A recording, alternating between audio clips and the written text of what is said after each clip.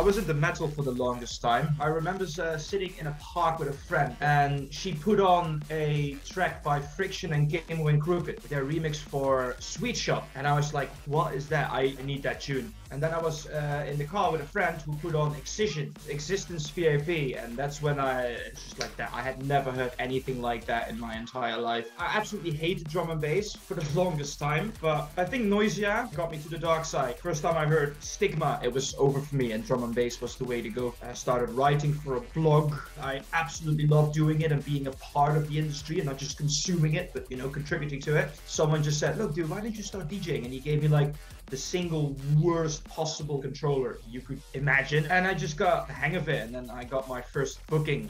Doing that was probably the single most significant thing of my adult life / career, because that was like, I need to do this for the rest of my life. I think I only started seriously producing in 2019. I tried it a few times, but then when lockdown hit, I messaged Joe Ford, a good friend of mine, and I said, look, here's a bunch of money, teach me, master. With Joe's help and guidance, I feel like I'm quite okay at the technical aspect, quite quick. Shout outs to Joe Ford, I love you, bro. Everything I know, basically, production wise, I've got him to thank.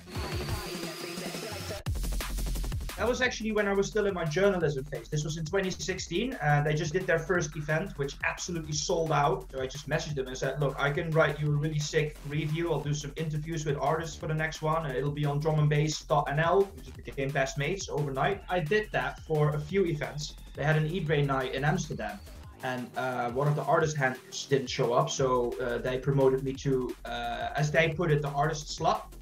I just walked people from the airport to the hotel, which was about a 3-minute walk, very long. And then I just kept doing that at the other events. One day I told Sami, look, let me do more. Put me to work. And he was like, yeah, why don't you start a label for us?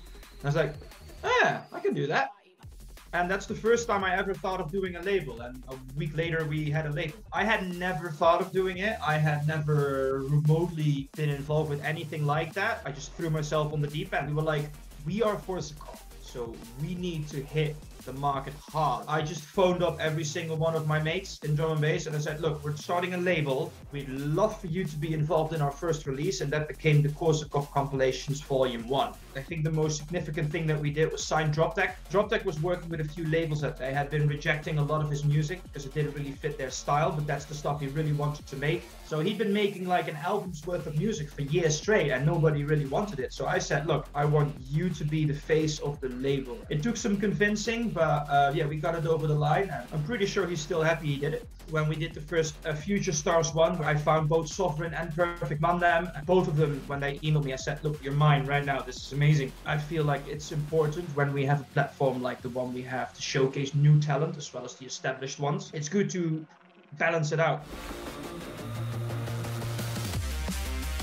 My own album, it's a big project. The album, it's going to be, I think, 15 tunes. It's very personal music to me. In 2010, when my dad passed, I had no way of emotionally coping with it. So I just locked myself in my room and just wrote the most personal music you could imagine.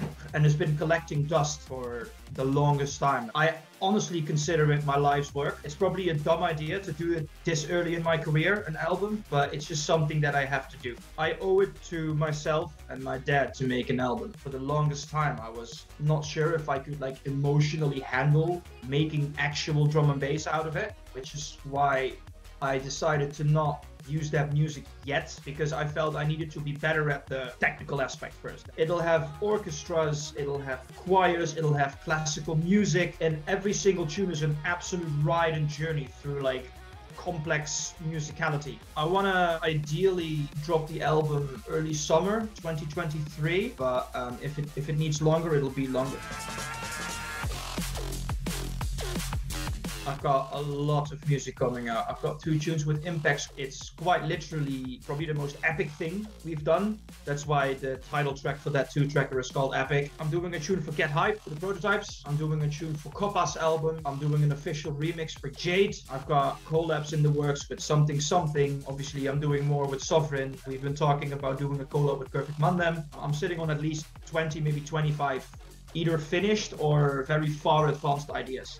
and then another 15 not so well developed ones. I'm just going to release at least one tune a month already until probably end of summer 2023. It's going to be a very, very eventful couple years, and I just hope that people are going to like the music as much as I do.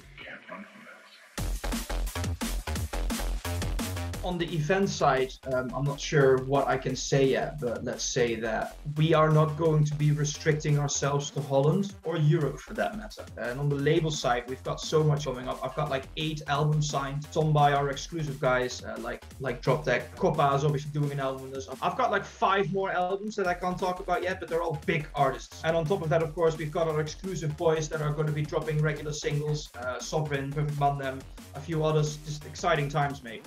Exciting times. Yo, this is also, you're watching Dub Hub. Tune in.